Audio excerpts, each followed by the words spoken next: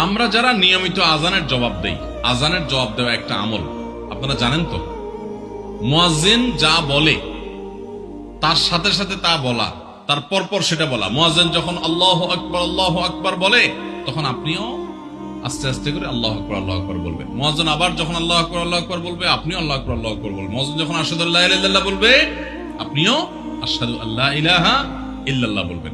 মুয়াজ্জিন যখন আশহাদু আন্না মুহাম্মাদুর রাসূলুল্লাহ বলবে, আপনি কি বলবেন? আশহাদু আন্না মুহাম্মাদুর রাসূলুল্লাহ বলবেন। অনেকে সাল্লাল্লাহু আলাইহি সাল্লাম পড়ে, সাল্লাল্লাহু আলাইহি সাল্লাম পড়বেন হলো আজানের শেষে, কিন্তু আজান চলাকালীন আশহাদু আন্না মুহাম্মাদুর রাসূলুল্লাহ বলবেন। সহিহ মুসলিমের আজানের জবাব দেওয়ার অধ্যায়ে পরিষ্কারভাবে নবী সাল্লাল্লাহু আলাইহি ওয়াসাল্লাম শিক্ষা দিয়েছেন। ইমাম মুয়াজ্জিন যখন বলবে ইযা ক্বালা আশহাদু আন্না মুহাম্মাদুর রাসূলুল্লাহ ফাকুলু আশহাদু আন্না মুহাম্মাদুর রাসূলুল্লাহ, তখন আমরা আশহাদু আন্না মুহাম্মাদুর রাসূলুল্লাহ বলবো। এরপর হাইয়া আলাস সালাহ হাইয়া আল ফালাহ যখন বলবে, তখন লা হাওলা ওয়ালা কুওয়াতা ইল্লা বিল্লাহ বলবো। এরপর আল্লাহু আকবার বললে তাই বলবো, লা ইলাহা ইল্লাল্লাহ বলার সময় তাই বলবো। তারপরে আজানের জবাব দেবো, দুরূদ পড়বো, দোয়া পড়বো। এই যে আজানের জবাব, এটাতে লাভ হয় কি জানেন? মুয়াজ্জিন আজান দিয়ে যে সওয়াব পায়, আজানের যারা মুখে জবাব দেয়, মুয়াজ্জিনের সাথে সাথে বলে, তাদেরকে আল্লাহ তাআলা সমপরিমাণ সওয়াব দান করে। আর মুয়াজ্জিন কি পরিমাণ সওয়াব পায় সেটা কি জানেন? কোন মুয়াজ্জিন যদি আল্লাহকে খুশি করার জন্য আজান দেয়, দুনিয়ার উদ্দেশ্য তার কাছে না থাকে, বরং আল্লাহকে খুশি করাটাই তার উদ্দেশ্য থাকে, তাহলে এই মুয়াজ্জিনের ফজিলত হলো, ওই মুয়াজ্জিনের আজান শুনে যত মানুষ মসজিদে আসবে, ওই ওয়াক্ত নামাজে যত মানুষ শামিল হবে, সবাই যে পরিমাণ সওয়াব পাবে, যার যার অ্যাকাউন্টে যাবে, বোনাস হিসাবে সবার সমপরিমাণ সওয়াব মুয়াজ্জিনকে দেওয়া হবে। আর আপনি মুয়াজ্জিনি না করে শুধু আজানের জবাব দিলেও সেই মর্যাদা বোনাস হিসেবে আল্লাহ তাআলা আপনাকে দান করবেন।